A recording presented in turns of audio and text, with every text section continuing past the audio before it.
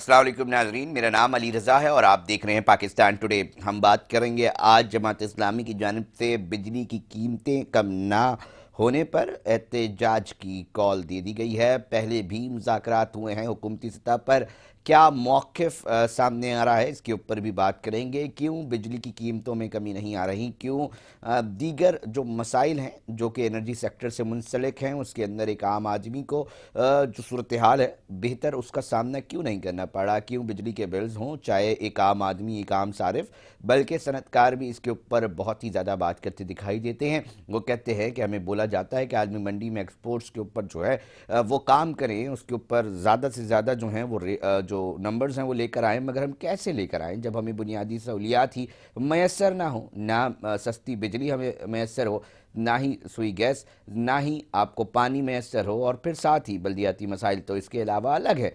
इसके ऊपर आज बात करते हैं। हाफिज़ नईम साहब जो कि सरबराह है जमात इस्लामी के, उन्होंने भी इसके ऊपर जो है वो खुल के आज बात की है। अब जमात इस्लामी का मुस्तकबिल करीब में क्या लाइन ऑफ एक्शन होगा, ये जानने की कोशिश करेंगे इस प्रोग्राम में। आज नजीब अय्यूबी साहब हैं, जमात इस्लामी के रहनुमा हैं, उन्होंने हमें टेलीफोन लाइन पे ज्वाइन किया है।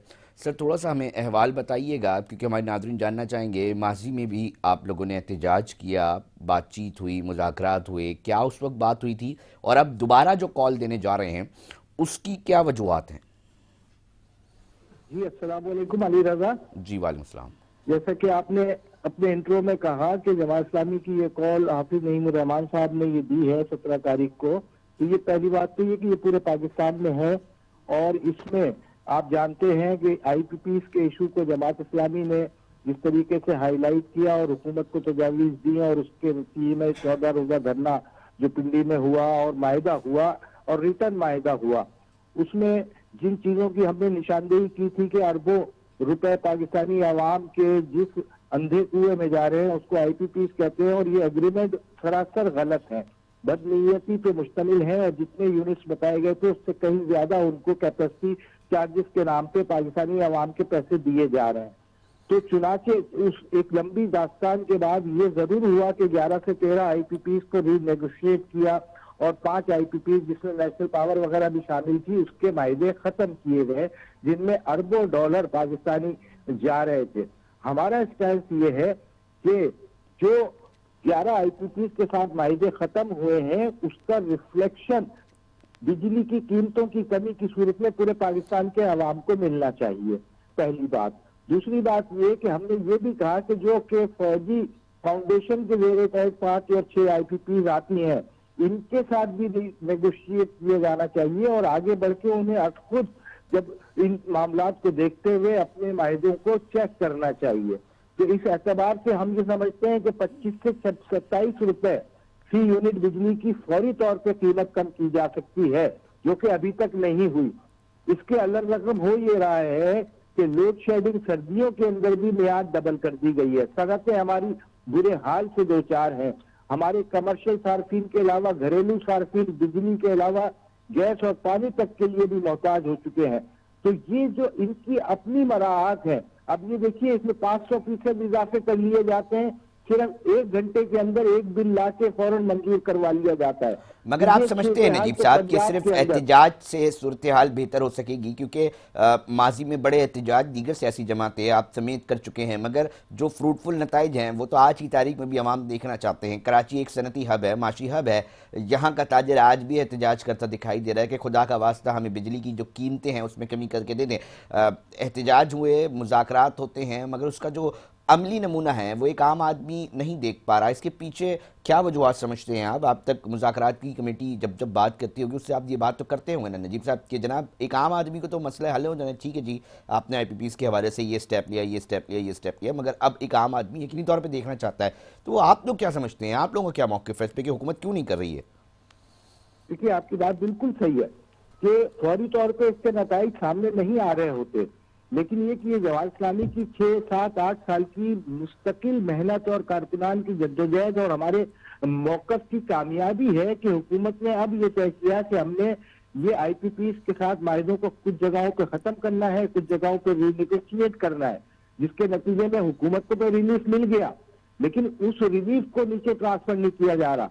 तो अभी इसका दायरा कार देखिए, अभी तो ऐलान हुआ है, इसमें हड़ताल भी हो सकती है, इसमें एहतजाज के मुख्तलिफ फेजेज हो सकते हैं। लेकिन अब जमात इस्लामी ने यह तय कर लिया है कि एग्रेसिवली हमने आगे बढ़ना है और आवाम को रिलीफ दिला के रहना है, इसलिए कि देखिए नजीब साहब, अभी तक एक तो भी जितनी एहतजाज भी होता है ना, जो नजीब साहब काम एक हुआ एहतजाज है होता है, वो इन्हीं एहतजाज के नजीब साहब, नतज के नतीजे में हुआ है। नजीब साहब एक एहतजाज होता है ना कि आप अपने जिम्मेदारान उहदेदारान जो जो डिस्ट्रिक्ट और जो जो सूबाई सतह पर उनको बोलते हैं जनाब खड़े हो जाओ, 5-5, 10-10, 50-50 लोग लेके और सिम्बॉलिकली एक एहतजाज करो। एक होता है धरना, ना धरने के ऊपर बस बैठ जाना जब तक मुतालबात नहीं सुने जाते। ये सूरत हाल किस तरह की होगी? पार्टी लीडरशिप की जानिब से क्या कॉल दी गई है कि बैठना है मुकम्मल तौर पर जब तक मुतालबात नहीं पूरे होंगे, या फिर सिम्बॉलिकली दिखाना है भाई हम अब शुरू हो रहे हैं, दमादम कलंदर होने वाला है, थोड़ा देख लीजिए? देखिए, as a party Jamaat Islami के मुख्तलिफ फेजेज होते हैं एहतजाज के। हमने वो वाले काम भी बहुत किए हुए हैं और हमने 29 दिन का धरना भी दिया और 14 दिन का धरना भी दिया। और अगर हम अमीरी जमात इस्लामी की ये कॉल आती है कि हमने टॉप गियर के अंदर बैठना है, कि हमने चौथा गियर लगाना है, तो ये तमाम चीजें बाहमी मशावरत से तय होंगी। लेकिन एक चीज अली रजा तयशुदा है कि अब हुकूमत के पास जितने पैसे यहाँ से सेविंग के नतीजे में आए हैं उसमें फौरी तौर पे वो ऐलान करे कि अवाम को कितने % रिलीफ मिल रहा है। नजीब साहब, बहुत सारे और भी मामलात होते हैं, हुकूमत अगर समझ रही है कि जनाब अभी हमें वो पैसे जो यहाँ से बचे हैं वो कहीं और लगाने हैं, मिसाल के तौर पे, तो मतलब इसके अंदर वो कहीं ना कहीं पाकिस्तान के अंदर इस्तेमाल हो रहे होंगे ना। आप लोग क्यों मतलब एक मुखालिफिन आपकी ये बात कहते हैं यार बदगुमानी पैदा कर लेते हैं जमात इस्लामी वाले और फ़ौरन जो है धमकियाँ लगाते हैं और फिर सड़कें बंद करते हैं जब जब बेहतरी की तरफ जा रहे होते हैं ना, तो ये कहीं ना कहीं इशूज़ पैदा करते हैं। इस पर क्या कहेंगे नजीब साहब? नहीं, इस पर कोई कहने की बात नहीं है। ये तो 2+2=4 की तरह की बात आपने की है कि जितने पैसे बचाए हैं वो पंजाब असेंबली के अंदर सामने आ गए ना कि कहाँ लग गए। अच्छा, इसी तरीके से कुछ हिडन अखराजात होते हैं कि मुख्तलिफ जगहों के ऊपर खर्च किए जाते हैं, उसका रिलीफ भी आवाम को नहीं मिलता। मीडिया मैनेजमेंट के नाम पे खर्च किए जाते हैं, उसका हिसाब भी आवाम को नहीं मतलब दिया आप जाता। कह रहे हैं कि आप ये कह रहे हैं, आप नजीब साहब ये कह हम रहे ये हैं, कहते हैं हाँ, कि ये तमाम जो सेविंग है उसको आवाम की बिजली की सूरतों में, कमी की सूरतों में सामने आना चाहिए। कमी की सूरतों में आना चाहिए। सनतकार ताजरों से भी आपकी बातचीत हो रही है, आपके पास एक पूरी डिस्कशंस होती रहती हैं, मुज़ाकरात बातचीत होती ताजिर रहती हमारे है। साथ अल्हम्दुलिल्लाह ऑन बोर्ड है और जो भी हमने पिछली दफा जो कामयाब हड़ताल की अल्हम्दुलिल्लाह वो तमाम पूरे पाकिस्तान की ताजिर बरादरी के एतमाद के साथ, उनके साथ एक पेज पे होते हुए की। और इस वक्त भी ताजिर ऑन बोर्ड है। जमात इस्लामी सोलो फ्लाइट कभी भी नहीं करती, मुल्की नौयत का मामला है, इसमें तमाम ताजिरों को ऑन बोर्ड रखेंगे और तमाम फरीकों के साथ बैठकर हम बात को आगे बढ़ाएंगे। और यही हमारी नीयत थी। हमने हुकूमती वक्त को भी इसी नीयत के साथ अपने साथ बिठाया, मुशावरत में शरीक रखा और अब तक भी हम मावनत उनकी कर रहे हैं कि किन किन जगहों से पैसे बचाए जा सकते हैं।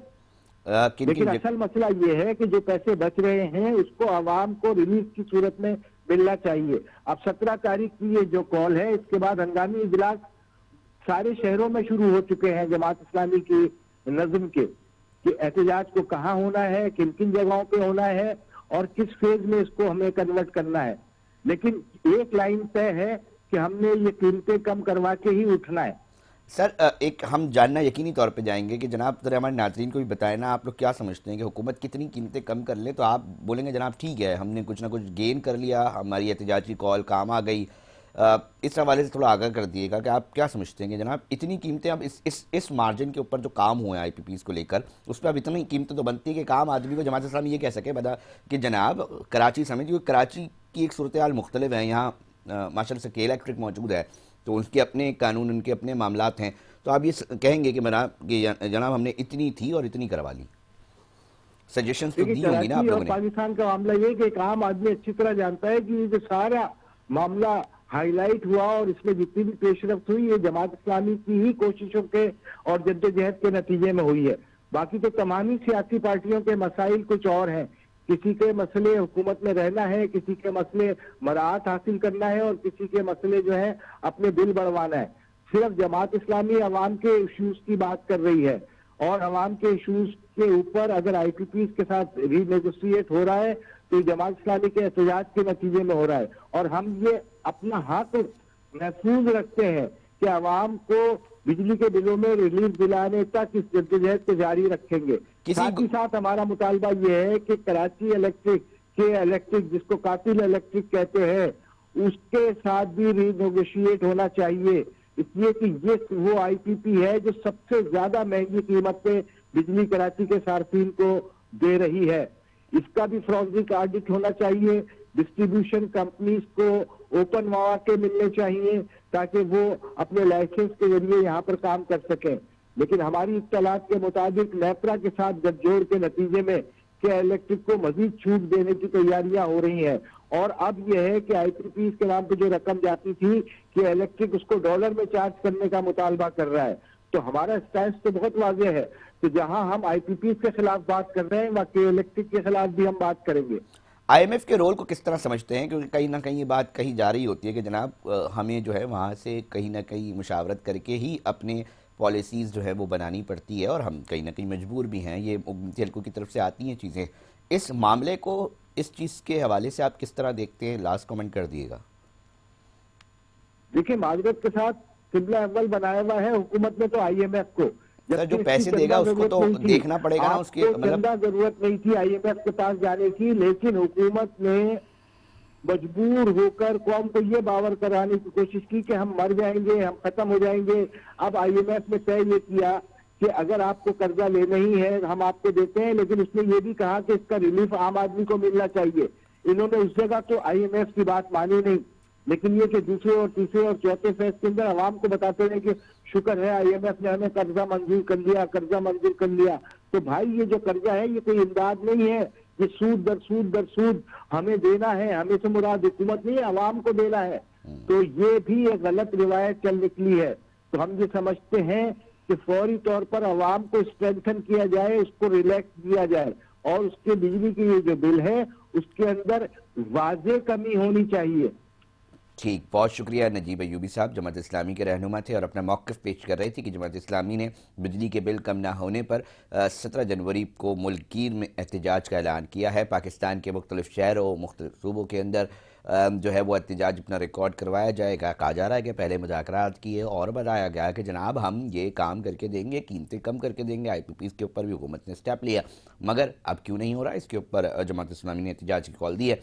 देखते हैं कि इस मामले के अंदर कितने नताइज एक आम आदमी को मिल सकते हैं। नाजरीन, ब्रेक का वक्त हुआ है, मगर साथ जुड़े रहिएगा। पुलिस सिटी और कुछ डिजिटल करेंसी के मामला सामने आए हैं। हाई लेवल पे IAFs ने बहुत बड़ी इंक्वायरी कंडक्ट की, उसके नतीजे बड़े बड़े अफसरान वो ओहदों से फारिग कर दिए गए हैं। अब ताज़ा तरीन अपडेट्स क्या हैं उसके ऊपर बात करेंगे।